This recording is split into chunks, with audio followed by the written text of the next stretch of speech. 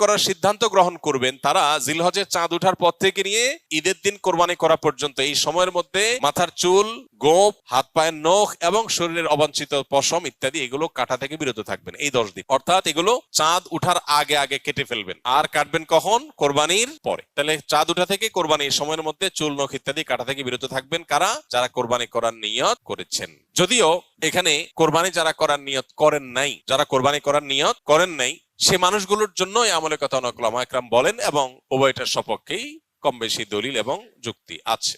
7 নম্বর আমল হলো বেশি বেশি তাকবীর, তাহমিদ, তাহলিল পড়া, যেটা মাত্র বললাম। উঠতে বসতে চলতে ফিরতে বাজারে ঘাটে ঘর বাড়িতে সব জায়গাতে আল্লাহু আকবার, আল্লাহু আকবার, লা ইলাহা ইল্লাল্লাহু, আল্লাহু আকবার, আল্লাহু আকবার, ওয়ালিল্লাহিল হামদ বেশি বেশি উচ্চারণ করা।